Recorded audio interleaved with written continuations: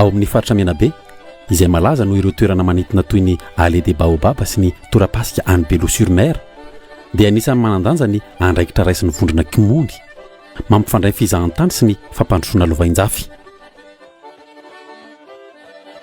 Miaraka amin'ireo trano fandraisam-bahiny malaza toy ny Kimon Resort and Lodge sy Laguna Beach dia misarika mpizahatany mitady fizahantany maharitra sy kolontsaina lalina ny vondrona kimony. Ireo mpiasa mahainy amin'ny hôtely ireo dia voaofan'ny centre de formation hôtelière du Menabe. Manome lanja ireo olona manana fahasembanana ihany koa io foibe fampiofanana io.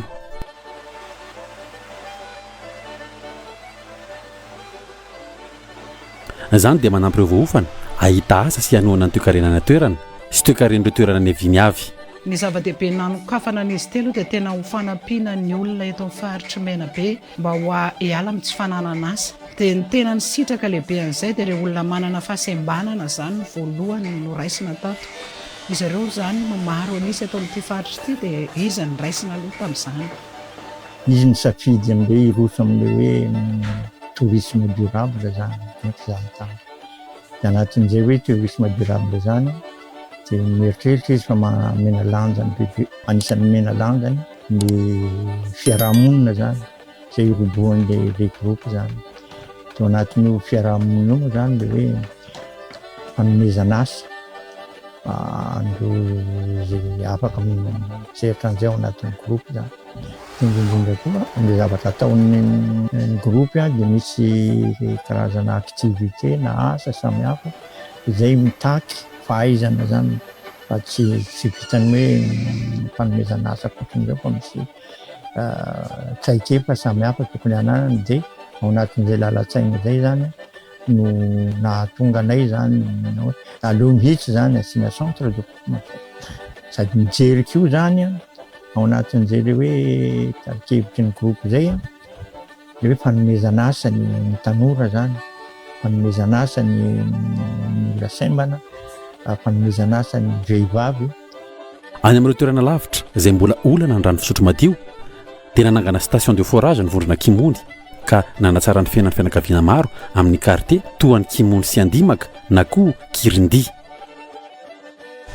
Maro ny vokatsy ny azonay surtout amin'ny fokotany abidiako amin'ity resaka CM ty tato ohatra fotsiny hoe ny fanaovana forage rano, ny fambolean-kazo amin'ny tany eo, ny fanaovana fanampiana an'ilay olona amin'ny resaka alimentaire, sakafo sy ny tariny.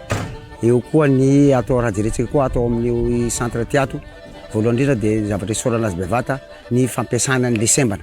Ato koa misy coupe couture maro zay fianakavia velomina mpiasa ary zay angamba tsy mbo tsisy ny tareta amin'ny fokotany hoe tsy voaraino karaha dika zay mijery voaka tokoa izy ary isorana azy bevata zay. Fa raha vao atao resaka rano raha eto Kirindi tena mijaly rano fa fitongavany forage araka voalazantsika eto zao tena mahita tombotsoa zay ary tena faly. Ny tena marina azy le forage mbola tsy ampy satria Kirindi ity azo atao hoe tsy feninanao fa mbola vice président fa président fokotany amin'ny boriboka fa ne vice président tena mahaleo tegna mihitsy. Dia magnome izy rano fisotso madio ho an'ny fiarahamonina. Ny kapoma magnodidina eto zany misy kapoma 3 misitsaka an'izay rano fisotso zay dia ato no angalana izay. Misy koa ivelan'ny tiky hôtely ity dia omena pompe ambadika agny zahay manao an'izay raha zay. Manaraka an'izay zany ny hazavana na jiro izay fokotany manodidididina eto dia mbo vatsiny hôtely ity koa fahazavana. Manoana ihany koa ny vondrona fanabeazanareo ankizy ary mandray anjara amin'ny lanonana ara-pombandrazana sakalava maneho ny fanoloran-tenany amin'ny fiarahamonina sy ny fombandrazana eto toerana. Noho ireo hetsika nataony amin'ny sehatra ny fanabeazana, kolontsaina ary ny fanomezana rano madio dia misongadina ny vondrona kimony ho andrarezin'ny fampandrosoana any Menabe ary ohatra tsara amin'ny andraikitra ara-tsosialy. Eo amin'ny ankizy madinika koa zany amin'ny lafin'ny fianara dia misy école privé zay eto Salem FJKM eto ankaikaiky eto.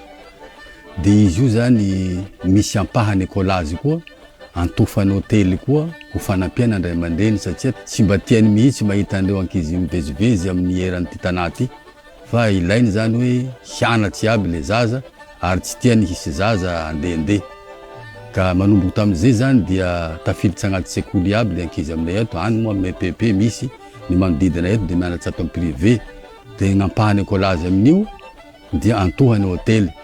Tombotsoany ankizy a dia mianatra izy io ary izy koa tena maprisika izy fa hainareo ihany moa fiaignany tambanivolo. Raha vao tsy nisy groupeny communauté tonga eto napirisiky ny ankizy ary manentany ny ray aman-dreny.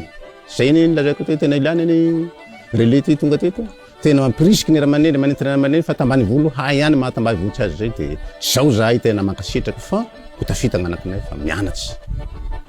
Izy nahavita écoly fianarana roa izao dia biblioteka raiky dia izy koa zany amin'ny firongo-pianarana dia ataony dia misy koa zany aza tsy mahatosika rery hafa hianatra amin'ny Morondava izy dia mba mahampy koa io.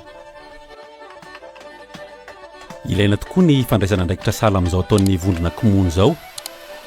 Mandray anjara izy ireo amin'ny fampandrosoana ny toe-karena sy ny fizahan-tany lovain-jafy nefa mandray anjara ihany koa amin'ny maha-olona sy fampananana asa. Ny rariana dia ny ampitombo isan'ny orinasa lehibe sahala amin'ny groupe kimony.